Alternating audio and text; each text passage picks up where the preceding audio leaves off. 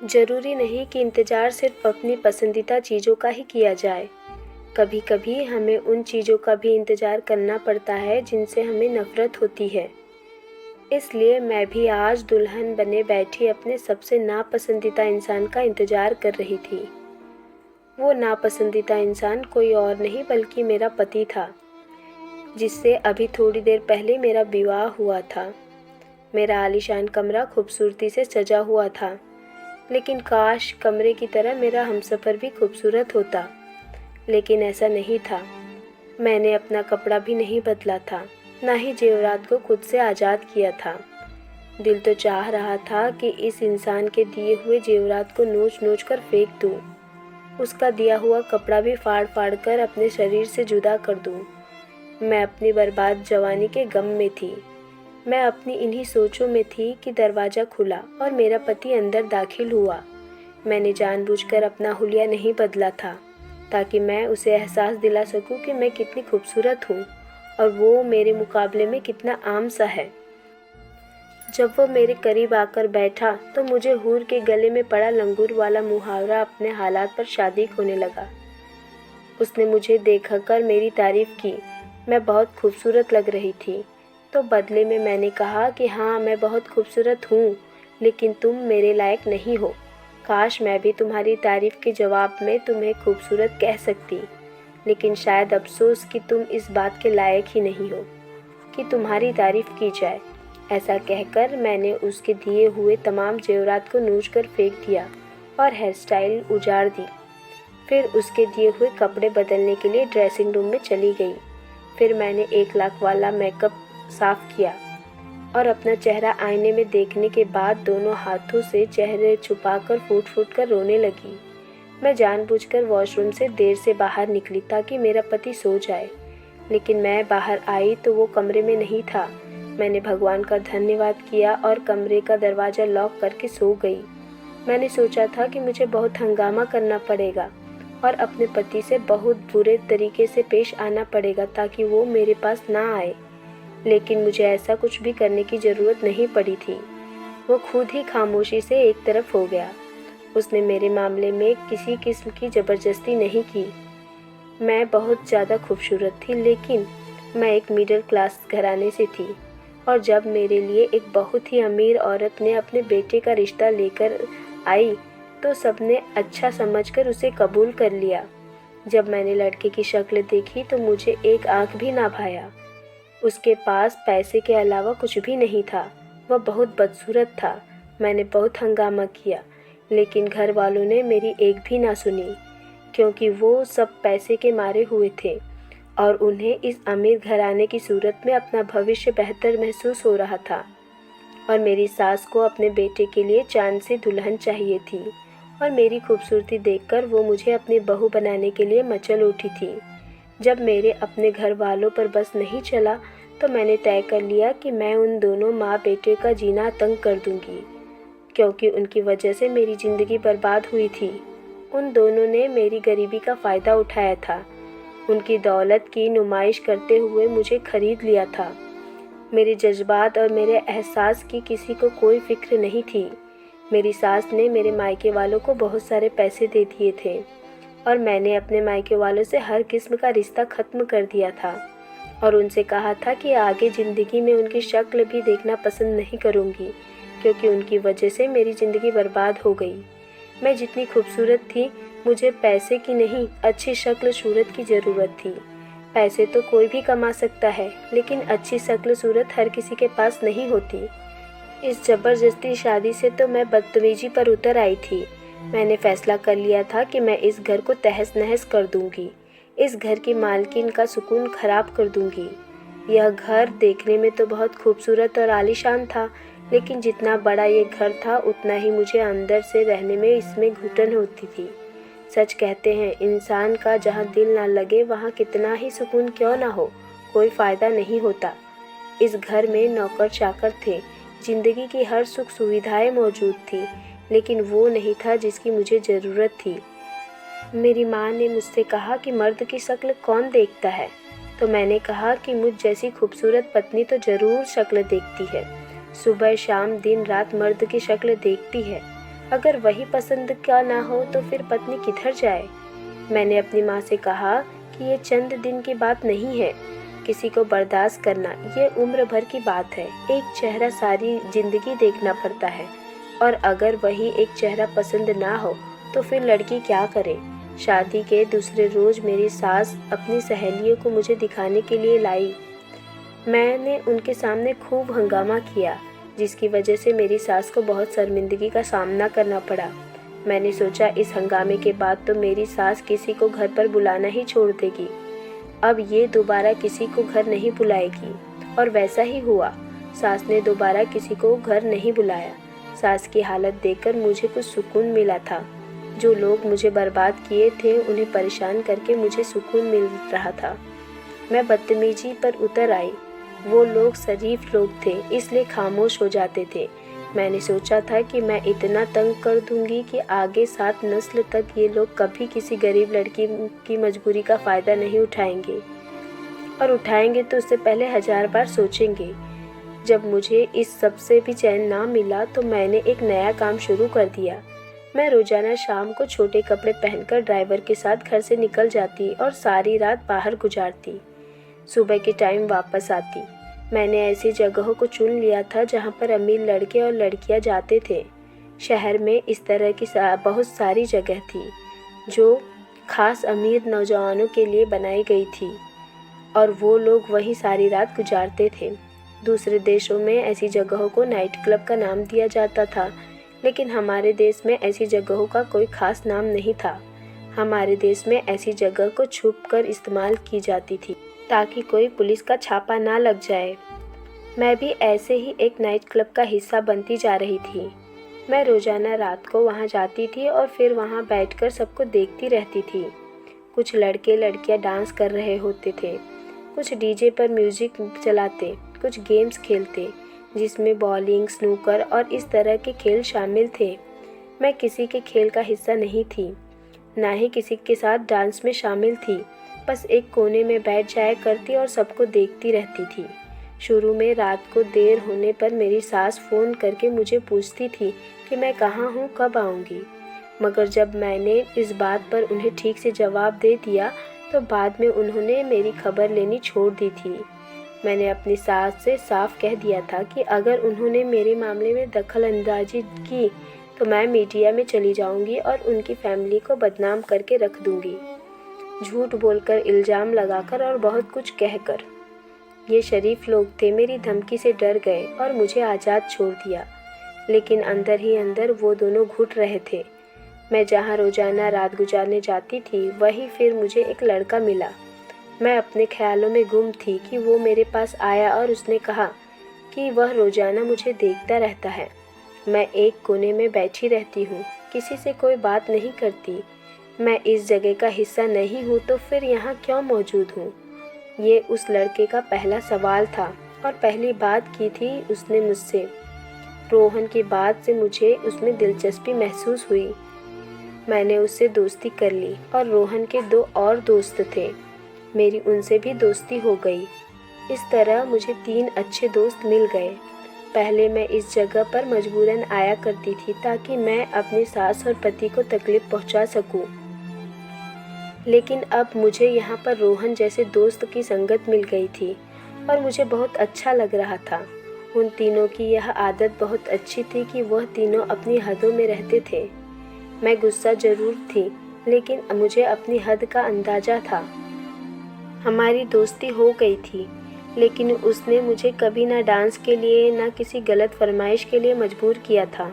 हर शाम को इकट्ठे होते थे और सारी बातें करते थे, इधर उधर घूमते थे, लड़के लड़कियों को देखकर उन पर हंसते थे, एंजॉय करते थे और फिर सुबह से पहले घर चले जाते थे। मुझे इन तीनों से दोस्ती में कोई बुराई महसूस नहीं हो रही थी। एक दिन मैं वापस आई तो मेरी सास मेरे इंतज़ार में बैठी हुई थी। उन्होंने मुझे देखते हुए कहा कि अब बहुत हो गया, वो ज़्यादा बर्दाश्त नहीं कर सकती। बेहतर होगा कि मैं ये घर छोड़कर चली जाऊं। उनका बेटा मुझे डिवोर्स देने के लिए तैयार है। सास की बात पर मैं ज़ोर से हंसने लगी और मेरी सास मुझे हैरत से देख रही थी कि मैं हंस क्यों रही हूँ। मैंने उनसे कहा कि मैं इतनी जल्दी उनके और उनके बेटे की जान नहीं छोड़ने वाली हूँ। मेरी ज़िंदगी को माँ बेटे ने मजाक समझ रखा है कि जब चाहे मुझे इस घर में ले आए, जब चाहे निकाल दे। मैंने उनसे कहा कि मैं इसी घर में रहूँगी और अगर मुझे यहाँ से किसी ने निकालने की कोशिश की तो मेरे मौत के ज़िम्मेदार वह खुद होंगे। मेरी सास एक बार फिर से मेरी धमकियों से डर गई थी और खामोश हो गई, लेकिन सास की बात ने मुझे एहसास दिला दिया था। मैंने सोचा अभी से मेरी सास मुझे घर से निकालने की बात कर रही है।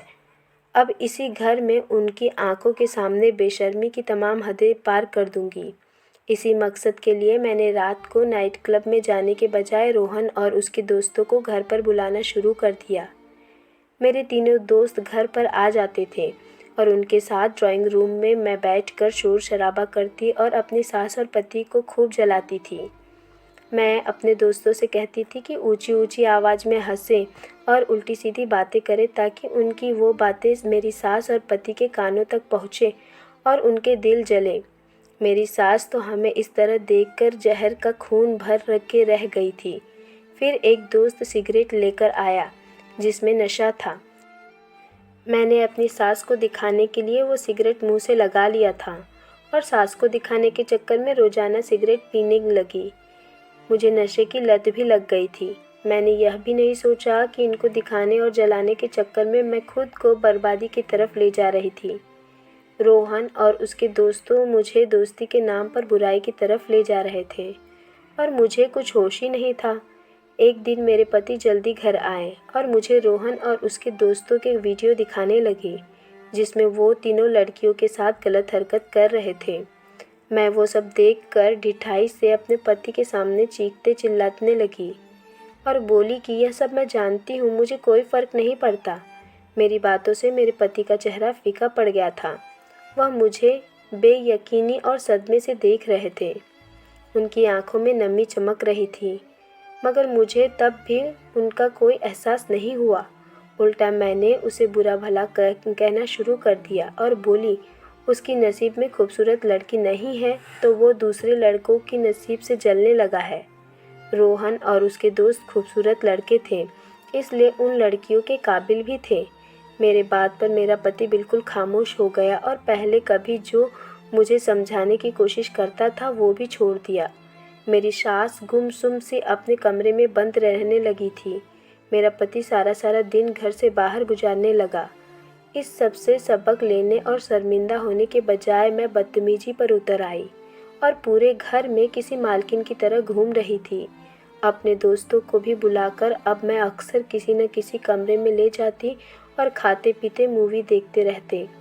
मेरी इस अय्याशी और बदचलनी की वजह से मेरी सास को एक दिन दिल का दौरा पड़ गया और मैं जो घर पर थी अपनी सास को हॉस्पिटल ले जाने के बजाय सुकून से अपने कमरे में जाकर बंद होकर सो गई।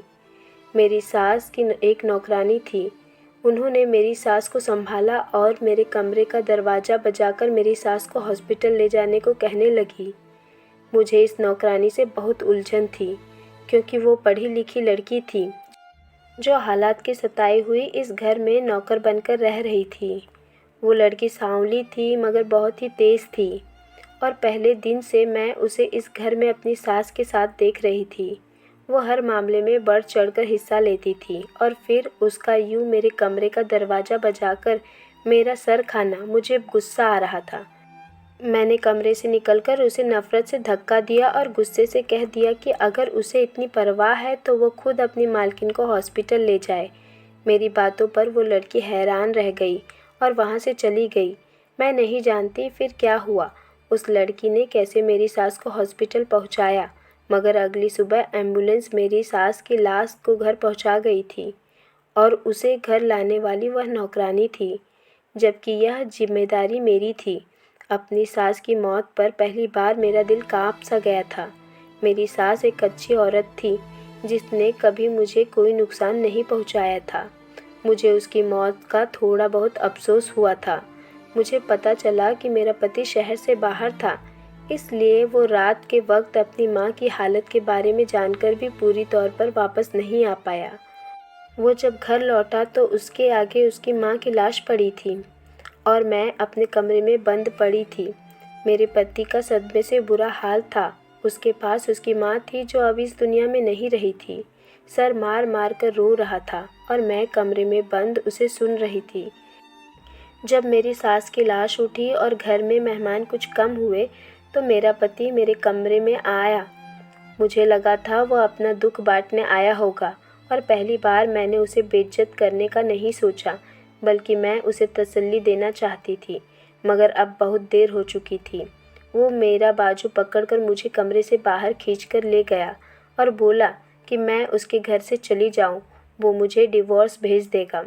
मैं अपनी आदत के मुताबिक गुस्से में आ गई और उसे धमकाने लगी कि वो मुझे ऐसे निकाल नहीं सकता, मैं उसे सब लोगों में बदनाम कर दूंगी। मेरी धमकी पर उसने जो मुझे कहा वो सुनकर मेरे होश उड़ गए। वो बोला क्योंकि उसको मेरी धमकी से कोई फ़र्क नहीं पड़ता। सब लोग जानते हैं मैं बदकिरदार लड़की हूँ और लोग कई बार उसे ऐसी बदकिरदार पत्नी को डिवोर्स देने की राय भी दे चुके हैं। मगर उसकी माँ एक अच्छी औरत थी। उसने अपने बेटे को डिवोर्स देने से रोका और हर बार कोशिश करती रही कि मुझे समझा सके। मैं घमंड में थी कि वो लोग मेरी धमकियों से डरकर खामोश रहते हैं और मुझे कुछ कह नहीं पाते। आज वो भ्रम भी टूट गया था। मुझे आज पता चला था कि मुझे सिर्फ मोहलत मिल रही थी, मगर मैं अपनी जिद और ढिठाई की वजह से बहुत आगे बढ़ती चली गई थी। मैं आज सच्चाई जानकर थोड़ी घबरा गई थी और अपने पति को दबाने के लिए उसे एहसास दिलाने की कोशिश करने लगी कि वो अपनी माँ की लाई हुई लड़की को यूं घर से निकालकर अपनी माँ की आत्मा को तकलीफ़ देगा। मेरी कोशिश थी कि वो किसी तरह मुझे एक बार मौका दे दे, क्योंकि मैं अब पैसों के बगैर नहीं रह सकती थी और अपने घर वालों से मैं पहले ही सारे रिश्ते ख़त्म कर चुकी थी। मेरी बात पर मेरे पति ने नफ़रत से मुझे देखा और कहा कि मेरी माँ तुझ जैसी लड़की को लाकर खुद भी पछतावे में थी, लेकिन उसकी आत्मा कभी बेचैन नहीं होगी। फिर उसने मुझे बताया कि कैसे उसकी माँ की तबीयत खराब होने पर उसकी नौकरानी ने उसे कॉल की थी। तब उसने ही नौकरानी से कहा था कि वो कॉल पर मुझसे बात करवाए ताकि वो मुझसे कह सके कि मैं उसकी माँ को अस्पताल ले जाऊँ। मगर जब नौकरानी ने मेरा दरवाज़ा बजाया तो मैं उल्टा चीखने लगी और उसे कह दिया कि वह खुद ले जाए। तभी मेरा पति दूसरी तरफ फ़ोन पर मौजूद था और उसने सब सुन लिया था। वो बोला कि उसने तभी सोच लिया था कि वो मुझसे डिवोर्स लेगा और उसकी माँ तड़प तड़प कर दुनिया से चली गई। वो पहली बार मुझे नफ़रत से देख रहा था और बोला कि उसे कभी भी खूबसूरती की चाह नहीं थी, वो हमेशा सिर्फ एक अच्छी लड़की चाहता था। मगर उसकी माँ की इस ख्वाहिश ने उन दोनों माँ बेटों को जलील करवा दिया था। मैं सच जानकर खामोश रह गई थी। मेरा पति मेरी खूबसूरती से कभी खुश ही नहीं था। वो सिर्फ मुझे पत्नी की हैसियत से इज्जत देता रहा और मैं समझती रही कि वह मेरी सूरत का दीवाना है। मेरी सुने बिना मेरा पति ने उस वक्त मुझे वहीं डिवोर्स दे दिया। साथ ही उसने मुझे डिवोर्स के कागज़ तैयार करवाने तक मुझे गेस्ट हाउस में रहने के लिए कहा। मुझे उस वक्त भी महसूस नहीं हुआ और अब भी मैं अपनी गलती मानने को तैयार नहीं थी। मैंने उसे जताने के लिए कि मुझे इसकी परवाह नहीं है, अपने तीनों दोस्तों को घर बुलाया और उनके साथ हल्ला गुल्ला करते हुए बेशर्मी की हद पार कर दी।